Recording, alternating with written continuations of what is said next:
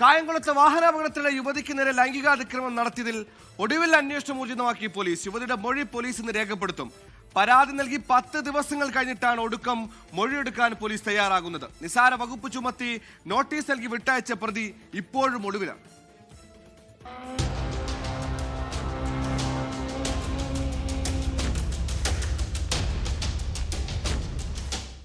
ഇക്കഴിഞ്ഞ 3-നാണ് തീർത്ഥാടനത്തിന് പോയി മടങ്ങിവരവെ യുവതി സഞ്ചരിച്ചിരുന്ന വാഹനം കായംകുളത്ത് അപകടത്തിൽപ്പെട്ടത്. രക്ഷാപ്രവർത്തനത്തിനായെത്തിയ വ്യാപാരി വ്യവസായി ഏകോപന സമിതി നേതാവ് സിനിൽ സബാദ് ലൈംഗികമായി അതിക്രമിച്ചു എന്നാണ് പരാതി. സിനിൽ സബാദിനെതിരെ പോലീസിൽ പരാതി നൽകി ദിവസങ്ങൾ കഴിഞ്ഞിട്ടും ഒരു നടപടിയും എടുത്തിരുന്നില്ല. തുടർന്നാണ് യുവതി ആരോപണവുമായി രംഗത്തെത്തിയത്. സംഭവത്തിൽ പോലീസിന് ഗുരുതര വീഴ്ചയുണ്ടായി എന്നാണ് കണ്ടെത്തൽ.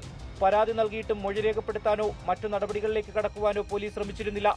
സംഭവം വിവാദമായതോടെ യുവതിയുടെ മൊഴി രേഖപ്പെടുത്താൻ പോലീസ് തീരുമാനിച്ചു. കായംകുളം ഡിവൈഎസ്പി ഓഫീസിലേക്ക് എത്താൻ യുവതിയോട് അന്വേഷണ സംഘം ആവശ്യപ്പെട്ടു. ആരോഗ്യ പ്രശ്നമുള്ളതിനാൽ തിരുവനന്തപുരത്തേക്കെത്തി മൊഴി രേഖപ്പെടുത്തുവാൻ പിന്നീട് പോലീസ് തീരുമാനിക്കുകയായിരുന്നു. ഇന്ന് യുവതി ജോലി ചെയ്യുന്ന തിരുവനന്തപുരത്തെ ഓഫീസിലെത്തി വിശദമായി അന്വേഷണ സംഘം മൊഴി രേഖപ്പെടുത്തും. ഗുരുതര ആരോപണം ഉയർന്നിട്ടും വീഴ്ചയില്ലെന്നായിരുന്നു പോലീസിന്റെ വാദം. 24 തിരുവനന്തപുരം.